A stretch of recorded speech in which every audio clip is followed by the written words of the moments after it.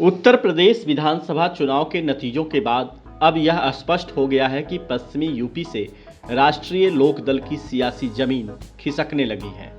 विधानसभा चुनाव में समाजवादी पार्टी से गठबंधन में चुनाव लड़कर भले ही राष्ट्रीय लोकदल ने 8 सीटें जीती हो, लेकिन आरएलडी का वजूद अब गिरता जा रहा है। इस चुनाव में जाट और मुस्लिमों का गठजोड़ भी काम नहीं आया।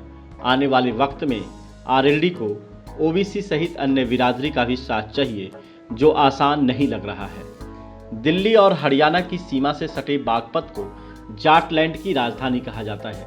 बागपत, जो पूर्व प्रधानमंत्री चौधरी चरण सिंह की संसदीय सीट रही है, इसी बागपत जिले में छपरौली विधानसभा सीट पर अंग्रेजी राज से ही चौधरी चरण सिंह और उनके परिवार का कब्जा रहा है। इसी छपरौली से विधायक बनकर चौधरी चरण सिंह उत्तर प्रदेश के मुख्यमंत्री बने और फिर प्रधानमंत्री तक का सफर पूरा किया। पिछले 84 साल से छपरौली पर चौधरी परिवार का कब्जा रहा है, यानी चौधरी चरण सिंह के परिवार ने यहां जिसे भी टिकट दिया, जनता ने जिताकर विधानसभा भेजा। 2017 के विधानसभा चुनाव में राष्ट्रीय लोकदल किसी से गठबंधन किए बिना 277 सीटों पर चुनाव लड़ा था।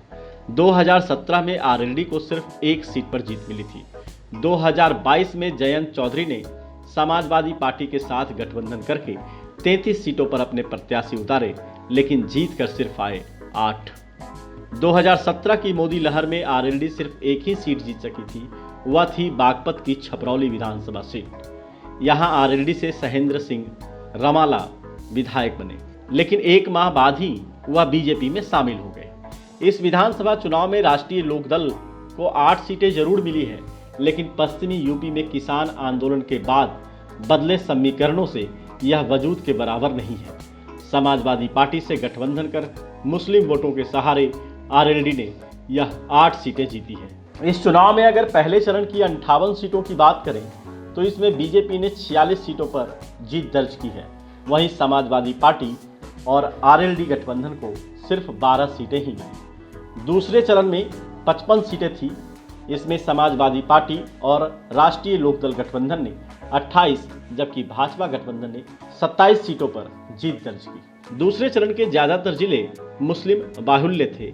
ऐसे में रिजल्ट इस बात की ओर साफ इशारा करता है कि समाजवादी पार्टी ने अपना वोट बैंक तो सुरक्षित रखा, लेकिन राष्ट्रीय लोकदल अपने बिरादरी को अपने पक्ष में वोट बैंक में तब्दील नहीं कर पाई।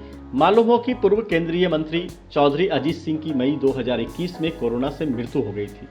चौधरी अजीत सिंह के निधन के बाद उनके बेटे और पूर्व सांसद जयंत चौधरी के हाथों में राष्ट्रीय लोकदल की कमान है।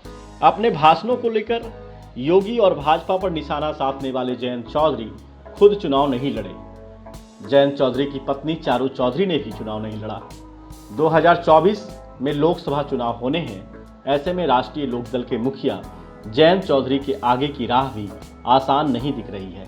बागपत लोकसभा में छपरौली, बरौत, बागपत विधानसभा के अलावा मेरठ की सिवाल खास और गाजियाबाद की मोदी नगर विधानसभा आती है। छपरौली और सिवाल खास पर आरएलडी जीत चुकी है, जबकि मोदी नगर, बरौत और बागपत पर राष्ट्रीय लोकदल के प्रत्याशी दूसरे स्थान पर रहे।